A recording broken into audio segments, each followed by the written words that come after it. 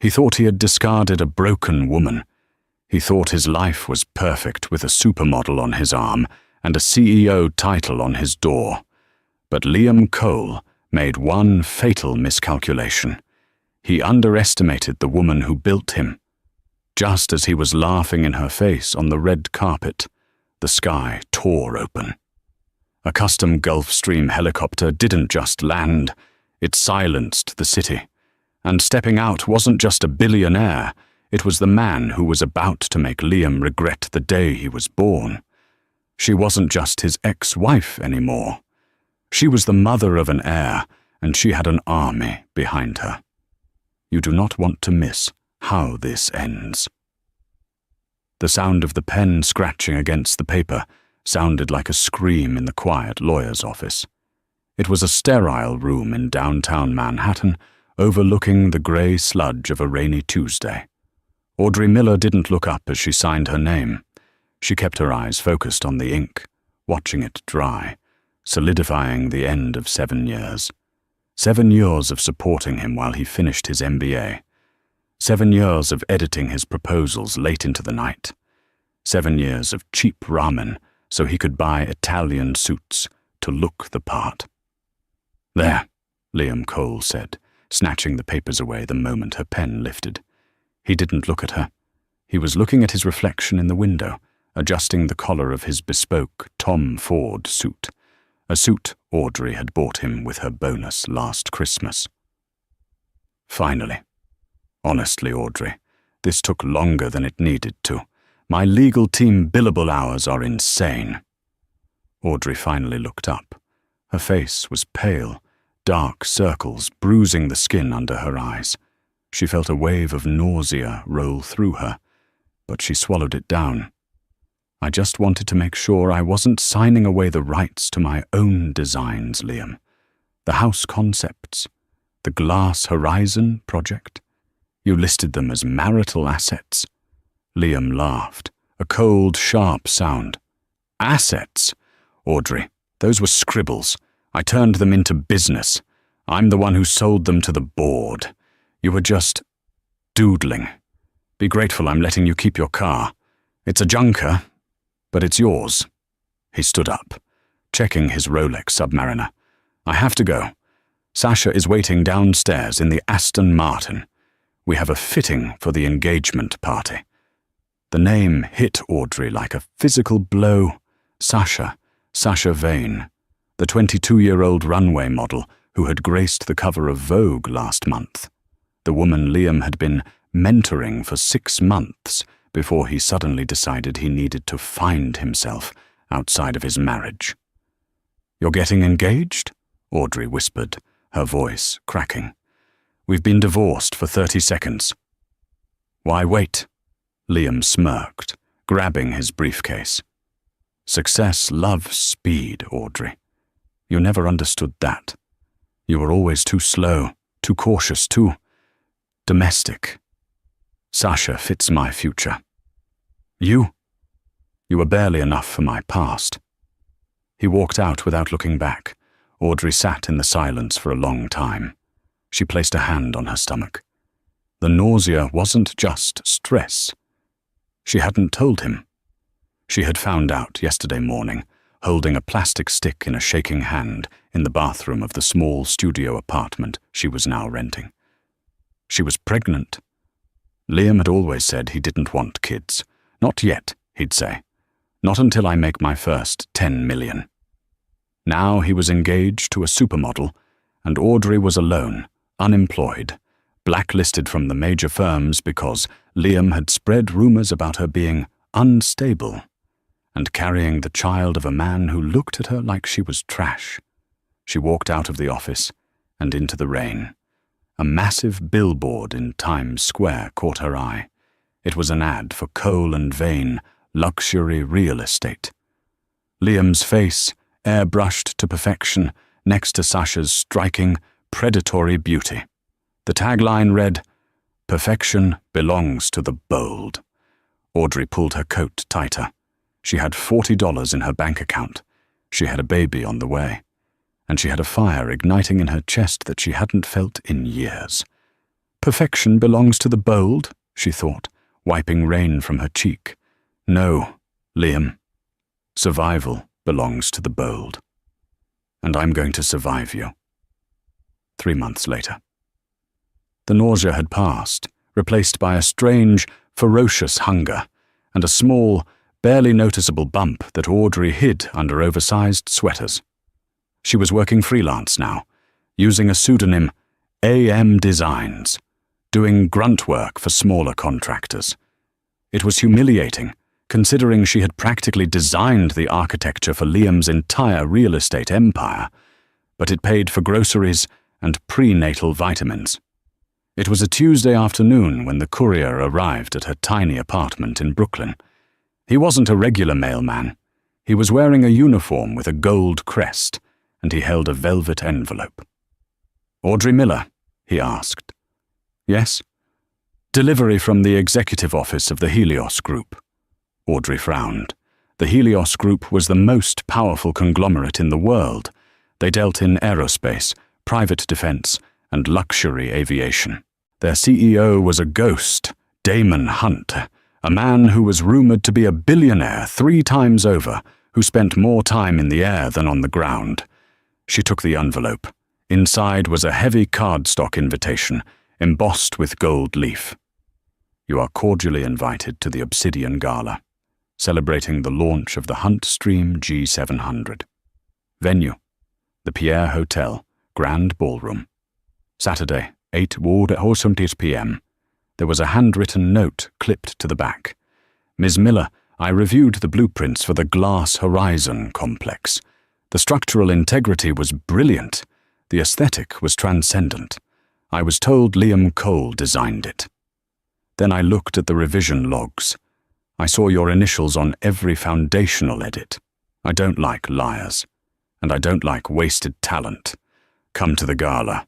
We have business to discuss. DH." Audrey dropped the card on her kitchen table. Damon Hunt knew? She looked at the date. The gala was in 2 days. It was the event of the season. Liam would definitely be there. It was exactly the kind of place he would flaunt Sasha. Panic flared in her chest. She couldn't go. She had nothing to wear. She looked tired, worn out. She was pregnant with her ex-husband's baby, while he was likely planning a wedding with a supermodel. She walked to the mirror. She lifted her sweater. The bump was there. A small, quiet promise. "He called me domestic," she whispered to her reflection. "He said I was barely enough." She thought about the Glass Horizon. That project was her soul. It was her design for a sustainable, light-filled community center that Liam had turned into high-priced condos. He had stolen her work. If Damon Hunt knew the truth, this was her only chance. Not just for revenge, but for a future for her child. She took the last of her savings, money she had been hoarding for the hospital bill, and went to a vintage shop in the West Village. She didn't buy a gown. She bought fabric, silk chiffon in a deep midnight blue and a roll of silver thread. For 48 hours, Audrey didn't sleep. She sewed. She went back to her roots. She wasn't just an architect. She was an artist. She draped the fabric over her own body, pinning and stitching. She designed a dress that flowed like water, with a high empire waist that concealed her bump but accentuated the elegance of her neck and shoulders. It was modest, yet striking. Saturday night arrived with a storm. Thunder rattled the windows of her apartment. She did her own hair, pulling it back into a sleek, low bun. She applied simple makeup, highlighting her eyes, which, despite the fatigue, burned with a new determination. She took a cab to the pier. The line of cars was staggering. Rolls-Royces, Bentleys, Maybachs. She asked the cab driver to drop her a block away to save on the fare. Walking the last block in the drizzle, holding an umbrella, she felt small. But as she rounded the corner to the hotel entrance, the lights of the paparazzi blinded her. The red carpet was a shark tank, and there they were, Right in the center of the carpet, basking in the flashbulbs, was Liam. He looked impeccable in a white tuxedo jacket.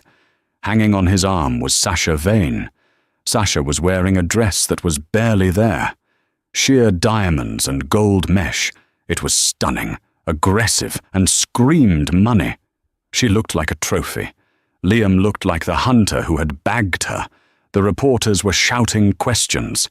"Liam, is it true the wedding is in Como?" "Sasha, who are you wearing?" Liam beamed, his teeth white and perfect. "Yes, Lake Como in the spring. We want to start our dynasty in the right place."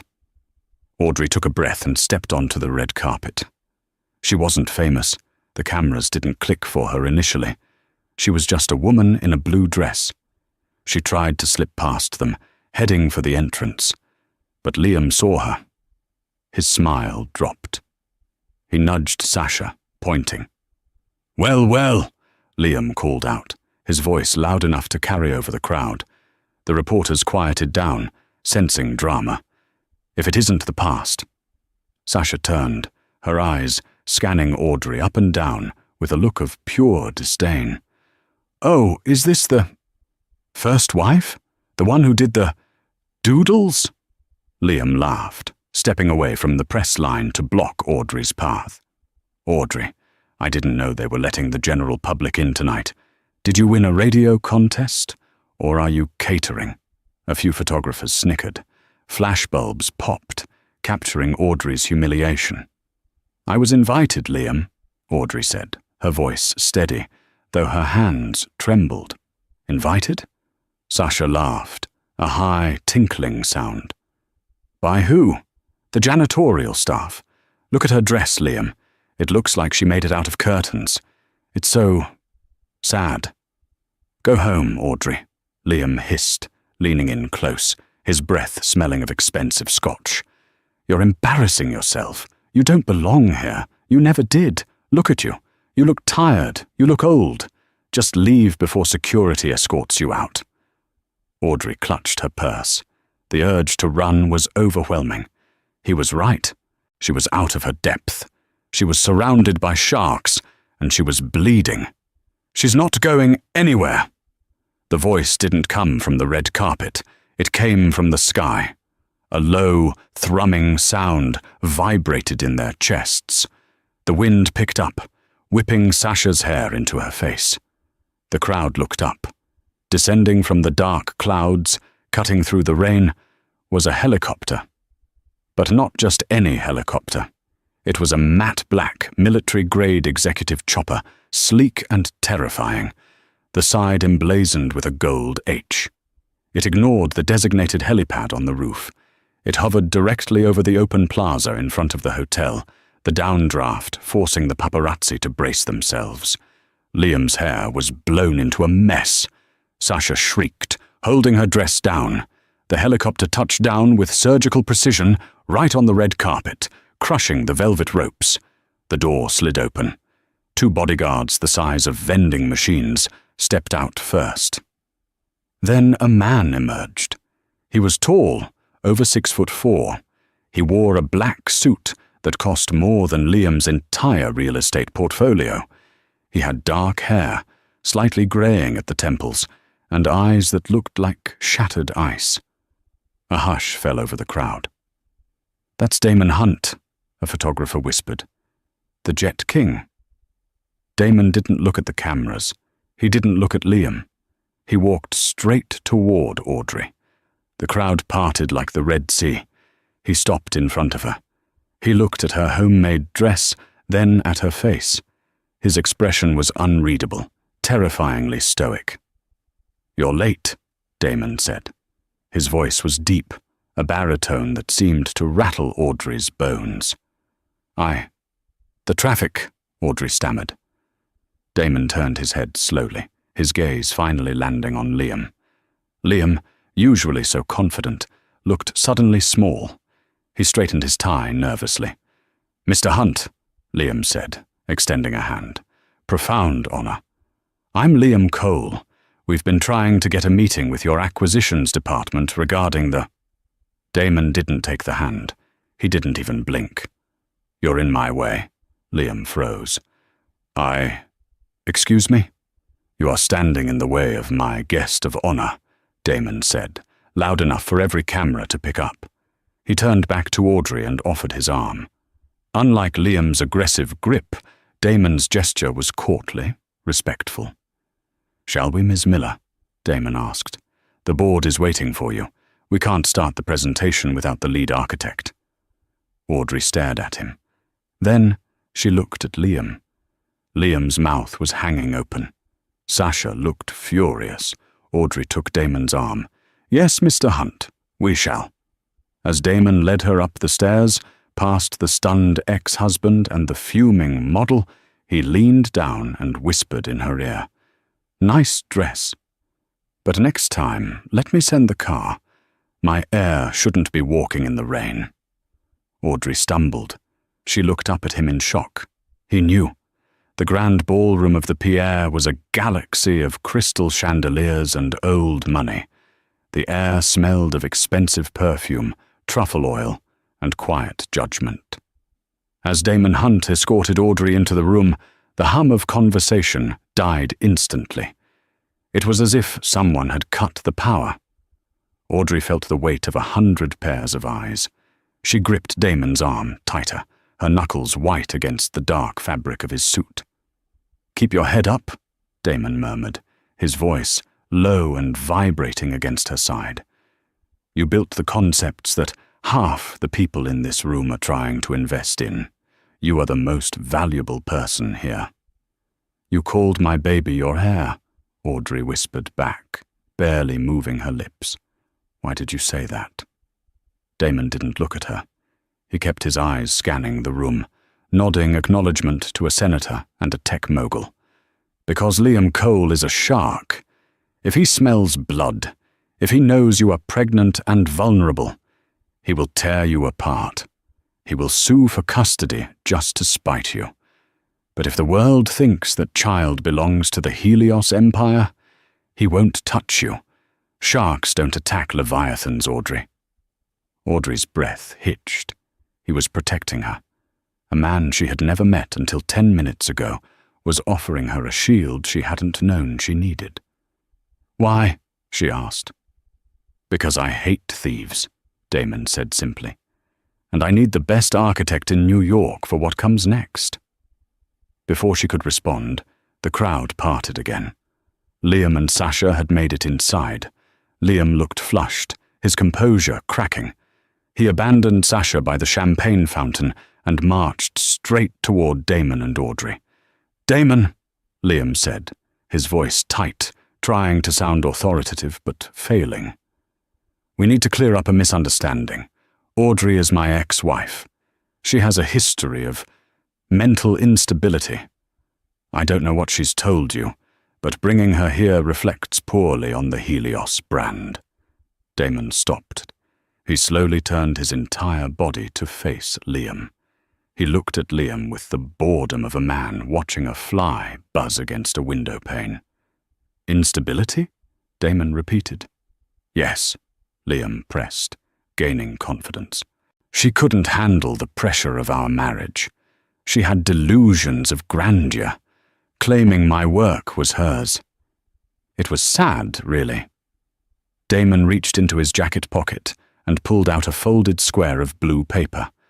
It wasn't a napkin. It was a blueprint schematic. He unfolded it with a snap. "This," Damon said, holding up the paper, "is the structural lattice for the glass horizon load-bearing walls. It's a revolutionary design. It uses tension rather than compression to hold the weight." Liam paled. "Yes, my design." "Really?" Damon raised an eyebrow. "Because I had my forensic accountants go through your firm's digital trash. We found the metadata. This file was created on a laptop registered to Audrey Miller 3 years ago. The user log shows edits made at 3 August a.m., 4 a.m., usually while you were, according to your own credit card statements, at bars in Soho." A ripple of murmurs went through the nearby crowd. A few investors looked at Liam with narrowed eyes. That's private information, Liam sputtered. You're trying to sell me a building, Liam, Damon said coldly. I don't buy buildings. I buy the minds that build them. And yours is empty. Damon turned away, dismissing him completely. He led Audrey toward the stage. Come, it's time.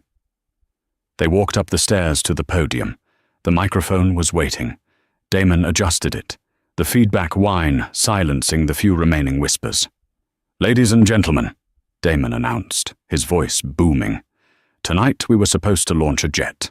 But plans change. Tonight, Helios Group is announcing our entry into sustainable urban living. We are breaking ground on the Aero City project in Dubai next month. The crowd gasped. This was a multi-billion-dollar pivot. And, Damon continued, placing a hand on the small of Audrey's back, pushing her gently into the spotlight. I would like to introduce the chief lead architect of the project, the genius who has been ghostwriting the skyline of this city for 7 years, Ms. Audrey Miller. Applause broke out, tentative at first, then thunderous as people realized the shift in power. Audrey stood there, blinded by the lights. For the first time in years, she wasn't the wife in the shadows. She was the creator. She looked down at the crowd. She saw Liam. He was standing near the exit, his face a mask of pure, unadulterated rage. Beside him, Sasha looked bored, checking her phone, clearly already calculating if Liam was still worth the effort. Audrey took the microphone. She didn't have a speech prepared. She spoke from the heart. She spoke about light, about structure, about building homes that didn't just house people, but healed them.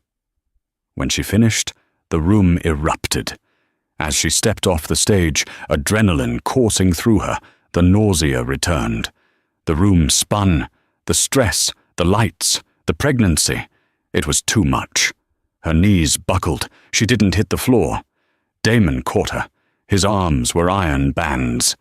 I've got you, he said, lifting her effortlessly into his arms as the crowd gasped again. Get the car, he barked at his security team. Now. Audrey woke up in a bed that was softer than clouds. The room was vast, with floor-to-ceiling windows overlooking Central Park. It wasn't a hotel room. It was a residence. The decor was masculine, minimalist, dark wood, slate grey, and chrome. She sat up, panic spiking. She touched her stomach. The doctor said you're dehydrated and exhausted. The baby is fine. Audrey jumped. Damon was sitting in a leather armchair in the corner of the room, reading a tablet. He had discarded his suit jacket and tie. The top button of his white shirt was undone, revealing a glimpse of tanned skin. He looked less like a corporate titan and more like a weary warrior. Where am I? Audrey asked, her voice raspy. My penthouse, 432 Park Avenue, Damon said, not looking up. I couldn't take you back to your apartment. The press is already camping outside your building. Liam leaked your address about 20 minutes after we left the gala. Audrey closed her eyes. He's trying to punish me. He's trying to break you, Damon corrected. He stood up and poured a glass of water, walking over to hand it to her. He gave an interview to TMZ an hour ago. He claims you seduced me to get a job. He claims you're pregnant with another man's child, and you're trying to pin it on him to get alimony. Audrey's hands shook so hard water spilled onto the sheets. He knows? How does he know? He guessed, and he's spinning the narrative. He's painting you as the villain, Audrey. The cheating, gold-digging ex-wife. Damon sat on the edge of the bed. His blue eyes were intense. If you go out there alone, he will destroy you in the court of public opinion, and then he will take you to family court. He'll argue you have no income, no stable home, and that your affair with me proves you're unfit. He will take the baby. Tears streamed down Audrey's face. I have nothing to fight him with. I have $40. You have me, Damon said. The room went silent.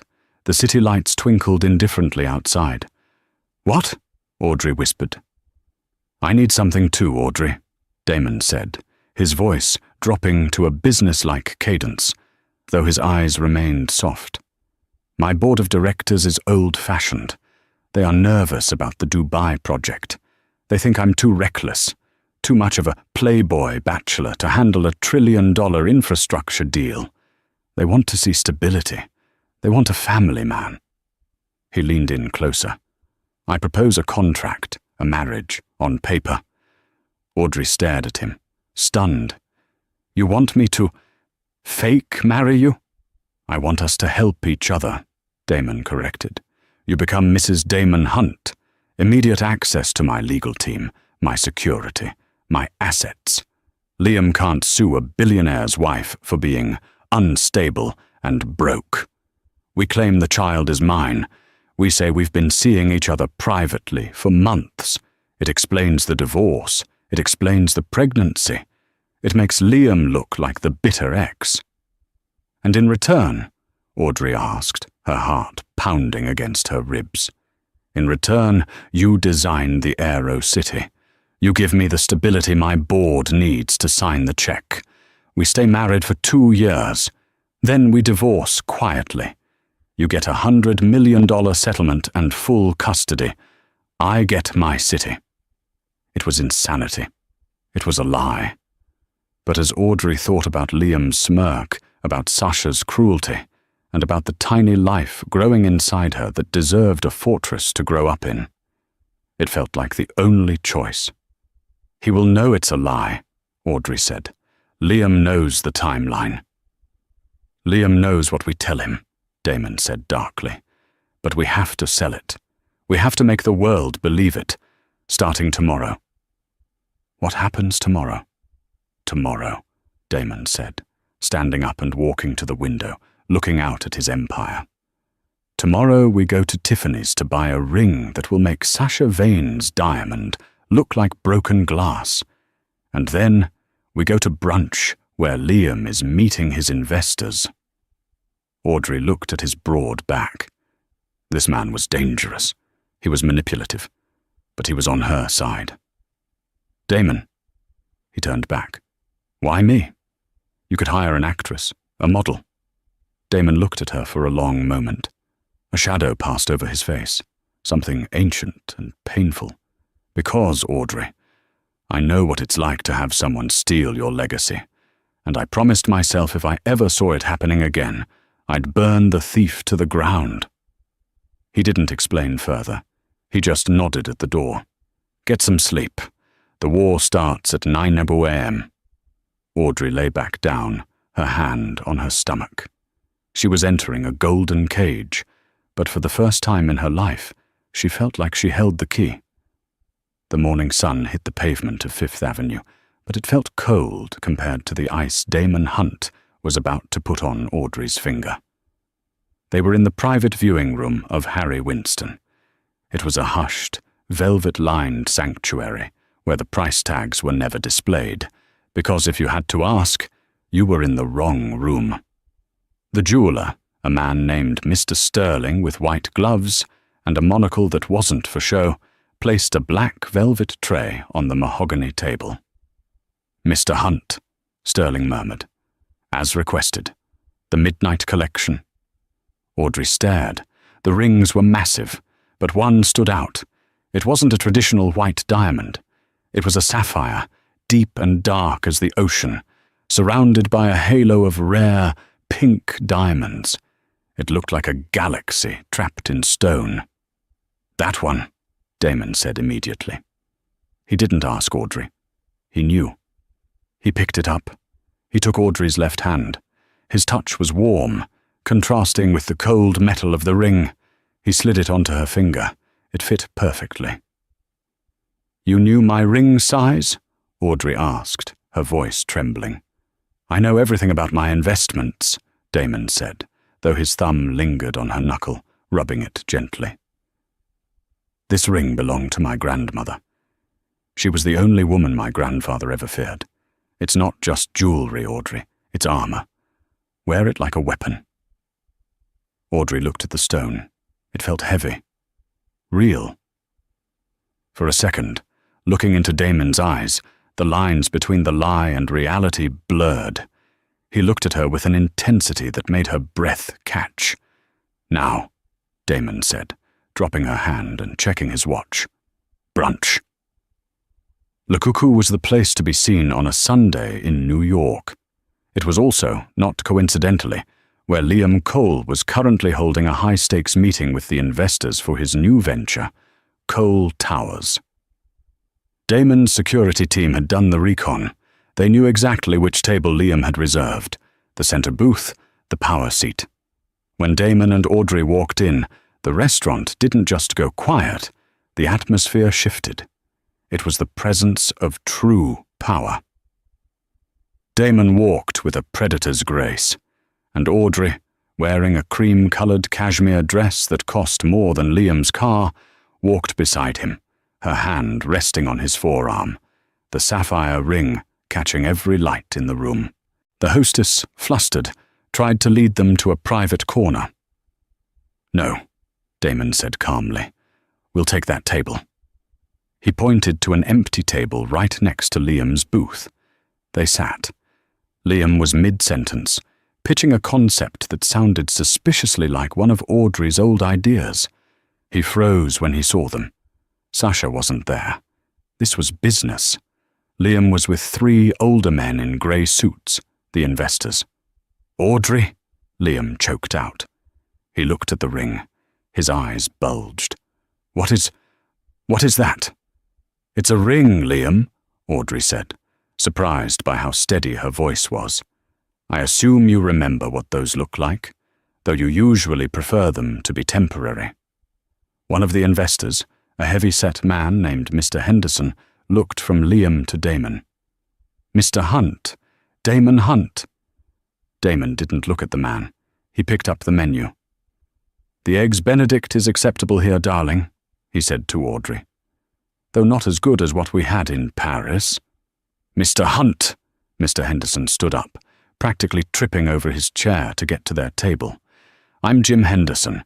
I manage the pension fund for—" "I know who you are, Jim," Damon said, finally looking up. His eyes were cold. "You're the man about to throw $50 million into a sinkhole." The room went dead silent. Liam stood up, his face red. "Damon, please," Liam hissed. "Don't bring personal vendettas into business." "It's not personal, Liam. It's due diligence," Damon said, leaning back. He looked at the investors. "You're investing in Cole Towers, correct? A design based on a tension lattice structure?" "Yes," Henderson said, looking confused. "It's a revolutionary design." "It is," Damon nodded. He reached over and took Audrey's hand, lifting it so the ring flashed under the chandelier. "And the architect who invented that structure is currently wearing my grandmother's ring and carrying my child, and she has signed an exclusive contract with Helios Group for the next decade." Damon's smile was razor-sharp. "So, if Liam builds that tower," Damon continued, "my legal team will issue an injunction that will halt construction for 5 years. Your money will be frozen in litigation until the concrete rots. But by all means, write the check." Henderson looked at Liam. The other investors closed their portfolios. "Liam," Henderson said, his voice icy, "you told us you owned the IP." "I do. We were married. It's marital property," Liam shouted, losing control. "Actually," Audrey spoke up. She took a sip of water. "I filed the patent for the tension lattice under my maiden name 3 years ago. I just never enforced it. Until now. It was a lie. She hadn't patented it. But Liam didn't know that. He was too arrogant to check." The investors stood up. "We're done here, Liam." As the investors walked out, leaving Liam alone at a table full of expensive food he couldn't pay for, Damon signaled the waiter. "Champagne for the lady," Damon said. "Non-alcoholic, of course, for the baby." Liam stared at them, defeated, humiliated, and broken. But in his eyes, Audrey saw something that terrified her. It wasn't just anger anymore. It was hatred. "You think you've won," Liam whispered, leaning across the gap between tables. "But I know the dates, Audrey. I know when we were together. I know that baby isn't his. And when I prove it, this whole house of cards falls down." Damon stood up, looming over Liam. "Try it," Damon said softly. "And I will buy every building you own and turn them into parking lots." Damon offered his hand to Audrey. "Ready, my love?" "Ready," Audrey said. But as they walked out, Audrey felt a chill. Liam wasn't going to stop. He had nothing left to lose. 2 weeks later, life in the penthouse had settled into a strange, domestic rhythm. Audrey was working harder than she ever had in her life. She had turned the library into a studio. The AeroCity project was massive, a self-sustaining eco-city designed for the desert climate. It was the kind of work she had dreamed of doing before Liam had reduced her to designing luxury bathrooms for his rich friends. Damon was unexpected. He was a ghost during the day, running Helios, but at night he was there. He didn't treat her like a business partner in private. He treated her like precious cargo. One rainy Tuesday night, Audrey was hunched over her drafting table, her back aching. It was 2 a.m. A hand placed a mug of herbal tea on the table. She jumped. Damon was standing there, wearing sweatpants and a t-shirt. It was the most casual she had ever seen him. "You need to sleep," he said. "The city isn't going anywhere. The baby needs rest." "I have to get the schematics for the water filtration system done," Audrey sighed, rubbing her eyes. "The board meeting is in 2 days. If I don't impress them, they won't approve the budget, and your marriage investment will be for nothing." Damon pulled a chair up and sat next to her. "Stop." He spun her chair around so she was facing him. "You think I did this for the budget?" he asked. "You said you needed a stable image," Audrey said. "I can buy stability," Damon said. He looked at her, his eyes searching her face. "I did this because I saw a woman who was brilliant being told she was nothing, and it reminded me of my father." Audrey softened. "Your father?" Damon looked away, staring at the rain against the glass. "He was an aeronautics engineer. Brilliant. He designed the engine that powers half the commercial jets in the world today. But he was trusting. He had a partner, a man named Silas. Silas stole the blueprints, patented them, and sued my father for infringement." Damon's jaw tightened. "My father died bankrupt and broken, watching another man become a billionaire on his genius. I was 12. I swore that I would never let a thief win again. When I saw Liam taking credit for your work, I couldn't stand by." Audrey reached out, instinctively covering his hand with hers. "Damon, I'm so sorry." He looked at her hand, then up at her eyes. The air in the room changed. It became heavy, charged with something that wasn't about business or revenge. He leaned in. "Audrey, you are not just a part of a deal. You are the most talented person I've ever met. And you are—" He stopped. His gaze dropped to her lips. Audrey's heart hammered. She wanted him to kiss her. Not for the cameras. For real. Just as he began to lean closer, the elevator dinged. Damon pulled back instantly, the mask of the CEO slamming back into place. It was his head of security, a man named Roach. He looked grim. "Sir," Roach said, stepping into the library, "I'm sorry to disturb you, but we have a situation." "What is it?" Damon stood up, his voice hard. "We just received a courier from the family court," Roach said, holding up a manila envelope. Liam Cole has filed an emergency motion. Audrey stood up, clutching the edge of the drafting table. What motion? Paternity, Roach said. He's petitioning for a court-ordered DNA test, and he's leaked Audrey's medical records from her OB-GYN to the New York Post. They're going to run the story tomorrow morning. Audrey felt the blood drain from her face. My records? That's illegal.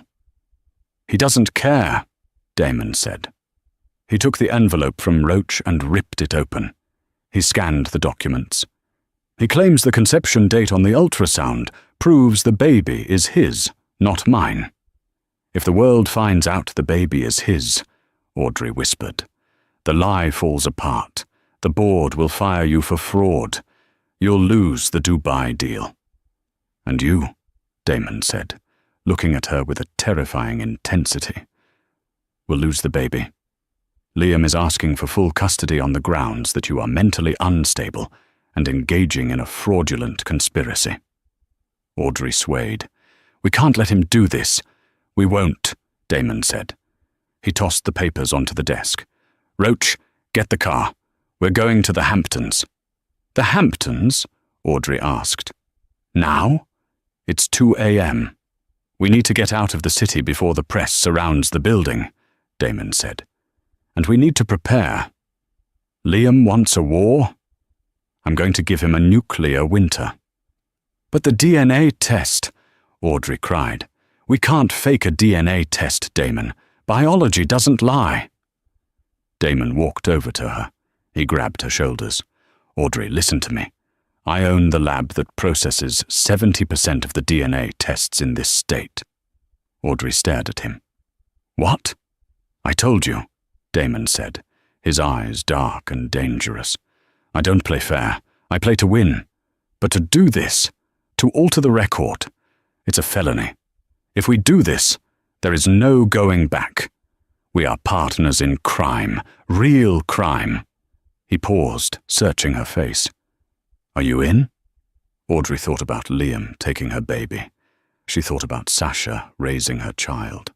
She thought about the man standing in front of her, who had offered her a life she never dreamed possible. She looked at the sapphire on her finger. I'm in, she whispered. Good, Damon said. Pack a bag. We're leaving in 5 minutes. But as they rushed to the elevator, Audrey felt a sharp pain in her abdomen, a cramp that doubled her over. Audrey? Damon caught her arm. It hurts, she gasped. Damon. Something's wrong. She looked down. There was a spot of blood on the white tile floor. Damon's face went white. He scooped her up in his arms, forgetting the files, forgetting Liam, forgetting everything. Hospital! He roared at Roach. Now! The elevator doors closed on them, leaving the court papers scattered on the floor, the evidence of their conspiracy waiting for anyone to find. The waiting room of the Mount Sinai Emergency Department was a place where time didn't just slow down. It ceased to exist, replaced by the suffocating weight of uncertainty. For 3 agonizing hours, Damon Hunt, a man who commanded fleets of jets, moved markets with a whisper, and possessed a net worth that rivaled small nations, was reduced to nothing more than a man pacing a scuffed linoleum floor. His power, usually a tangible force around him, felt useless here. He couldn't buy his way out of this. He couldn't negotiate with biology. He could only wait. Security teams had effectively locked down the entire wing. The hospital administration, terrified of the Helios legal department, had given them a wide berth. Outside the main entrance, however, it was a circus. The press was swarming like vultures who had smelled blood from miles away. Liam's leaked story had hit the internet with the force of a bomb. The headlines flashing across millions of screens were vicious, designed to maximize clicks and destroy reputations. Billionaire's fake heir, ex-wife, rushed to ER after paternity scandal, and the gold digger's gamble, DNA war explodes. Damon didn't care about the headlines. He didn't care about the panicked text messages from his board of directors or the PR team having a meltdown at headquarters. He only cared about the ominous silence behind the double swing doors. Every time a nurse walked by, his head snapped up, heart hammering against his ribs, only to be met with averted eyes. Finally, the doors pushed open with a heavy whoosh. A doctor emerged, stripping off latex gloves. Dr. Evans was the best high-risk obstetrician in the city. Damon had ensured she was flown in by helicopter the moment they left the penthouse. She looked grave, her face etched with fatigue. "Mr. Hunt." Damon stopped his pacing instantly. He felt a cold dread settle in his stomach. "Is she—" He couldn't finish the sentence. "Is she okay? The baby?" Dr. Evans sighed, rubbing her temples. "Audrey is stable. It was a severe placental abruption, likely triggered by a spike in blood pressure due to extreme acute stress. We managed to stop the bleeding before it became critical, but she needs absolute bed rest for the foreseeable future. She is weak, Damon. Very weak." Damon let out a breath he didn't realize he'd been holding. "And the baby?" "The baby is a fighter." Dr. Evans offered a small, tired smile.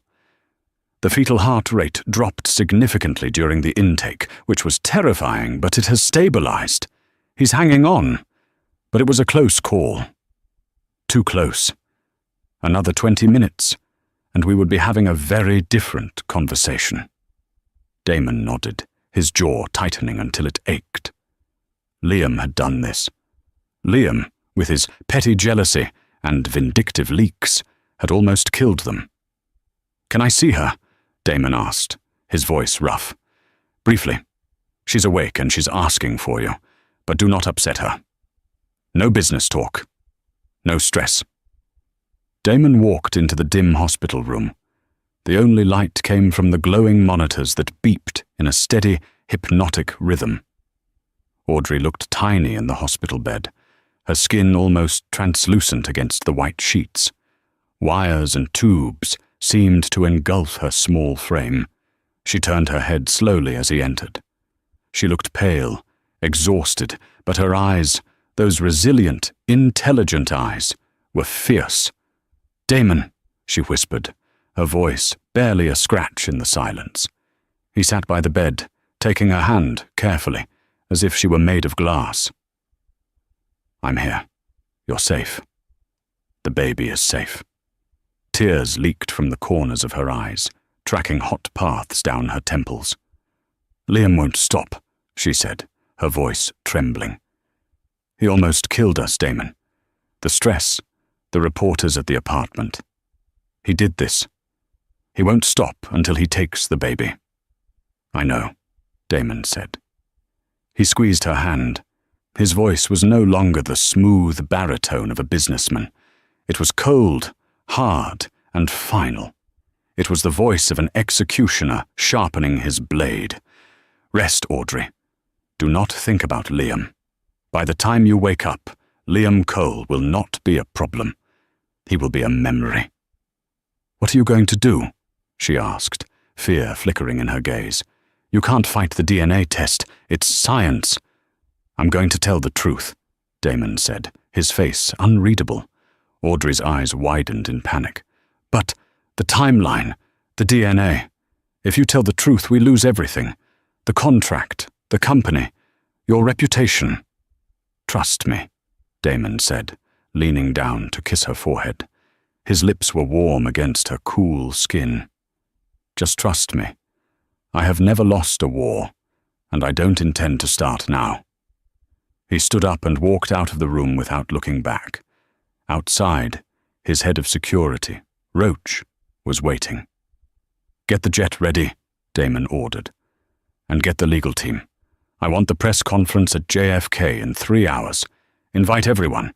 CNN, Fox, The Times, even the tabloids, especially the tabloids."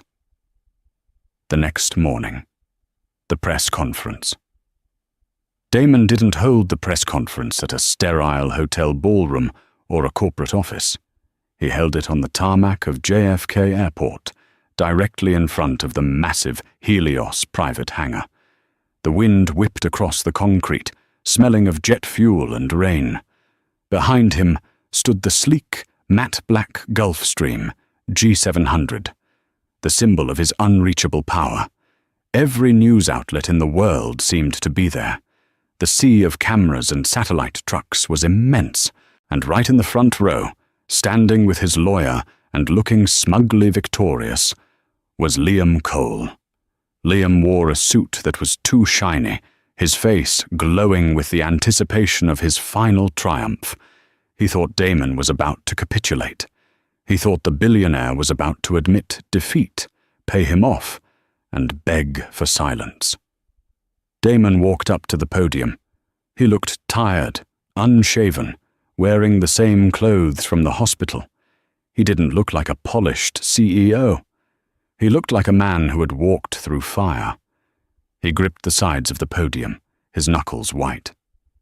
"Yesterday," Damon began, his voice amplified by the speakers, echoing across the tarmac and drowning out the wind. "My fiancée, Audrey Miller, nearly lost her life. My unborn child nearly died. This was not an accident. This was a direct result of a campaign of harassment and psychological terror orchestrated by a man who cannot accept his own failures." He raised a hand and pointed a finger directly at Liam. The collective gaze of 50 cameras swiveled to the ex-husband. "Liam Cole claims he is the father of Audrey's child. He claims the timeline proves it. He claims that I am a fraud," Liam shouted from the crowd, emboldened by the cameras. "Because it does. We were married until 3 months ago. You only met her at the gala. You can't change the calendar, Hunt." Damon smiled. It was a terrifying smile. "Is that what you think, Liam?" Damon pressed a button on a small remote in his hand. A massive LED screen set up behind him flickered to life. It was a video. Grainy, black and white security footage. It looked like CCTV from a high-end establishment. The timestamp in the corner read October 14th, 10:42 p.m. That date was 8 months ago. The video showed the interior of a dimly lit bar. The decor was unmistakably British. Dark wood, velvet booths. In the frame, sitting alone at a secluded table, was Audrey. She was looking over blueprints, a glass of water untouched in front of her. Then a man walked into the frame. It was Damon. He approached the table. He didn't look like a stranger. He sat down across from her. They talked. They leaned in close. Audrey laughed, a genuine, unguarded laugh that Liam hadn't seen in years. Damon reached across the table, covering her hand with his. The intimacy was undeniable. The crowd gasped. The reporters began frantically typing on their phones. "Audrey and I did not meet at the gala," Damon lied smoothly, narrating the footage with absolute conviction. "We met 8 months ago in London. She was there for a design conference. I was there for a discreet acquisition. We had a connection. A brief, passionate affair while she was separated from you in all but name, while you were already busy mentoring your 19-year-old models." The video was technically real footage of them meeting. Damon had met her once, briefly, years ago at a convention, though they hadn't spoken. But his tech team, the best cyber warfare experts money could buy, had deep-faked the date overlay. They had aged the timestamp, added digital noise, and crafted a perfect, unassailable lie. "We kept it secret," Damon continued, his voice dropping to a solemn register. "Because Audrey is a woman of honor. She wanted to give her marriage one last try. She wanted to be faithful to her vows, even if you weren't. But when she returned to New York, she realized she was pregnant. And she realized you were not the man she deserved to raise a child with." Damon looked down at Liam, his eyes burning with contempt. "The baby is mine, Liam. The timeline fits my narrative, not yours. And as for the DNA test you've been demanding?" Damon reached into his jacket pocket and pulled out a sealed, official-looking envelope. "I took the liberty of having a prenatal non-invasive paternity test done weeks ago for my own estate planning. Here are the results, processed by an independent lab in Switzerland. 9% match to Damon Hunt." He threw the envelope into the crowd of reporters. They scrambled for it like a pack of starving wolves, tearing it open to photograph the document. Of course, the test was fabricated. The lab belonged to a subsidiary of Helios. The video timestamp was faked. The entire story was a construct. But in the court of public opinion, the narrative was unbeatable. The billionaire and the brilliant architect, a secret romance, a tragic near miscarriage caused by a jealous, stalking ex-husband. It was the perfect soap opera. And the world ate it up. Liam stood there, his mouth opening and closing like a fish on dry land. His lawyer was already backing away, physically distancing himself from the blast radius. "This is a lie!" Liam screamed, his voice cracking. "That video is fake. I was tracking her phone. She was in New York that week. I have the GPS logs." The silence that followed was deafening. "You were tracking her phone?" Damon asked, his voice soft, dangerous, and perfectly amplified by the microphone. "You just admitted to stalking your wife? On camera? Installing illegal surveillance software on a spouse's device is a felony in the state of New York, Liam." Sirens began to wail in the distance, getting louder by the second. I... Liam stammered, realizing too late the trap he had walked into. "Mr. Cole," Damon said, his voice ringing with finality. "Helios Group has just bought the debt on your Cole Towers project from your bank. We are calling in the loan. Effectively immediately. You are bankrupt, and I have filed a restraining order against you for stalking, harassment, and intentional infliction of emotional distress. If you come within 500 feet of Audrey or my child, I will ensure you spend the rest of your life in a cell." Two police officers stepped through the parted crowd of reporters, heading straight for Liam. Liam looked around frantically. He looked for Sasha Vane, his model fiancée. But she was gone. She had slipped away the moment the tide turned, disappearing into a waiting Uber. His investors were gone. His reputation was ash. As the police grabbed Liam's arms and led him away in handcuffs, not for the debt, but for the illegal surveillance he had just foolishly admitted to, cameras flashed, capturing his ruin for the morning papers. Damon didn't watch him go. He turned back to the camera, his face stoic. "The AeroCity project breaks ground tomorrow," Damon said simply. "It will be the greatest architectural feat of the century, designed by Audrey Hunt, my wife." He walked off the stage, ignored the shouted questions, got into his armored car, and drove straight back to the hospital. He had a promise to keep. Wow, I don't know about you, but I was holding my breath until the very last second. Liam got exactly what he deserved, but the real victory was seeing Audrey find her strength, and a man who actually knew her worth.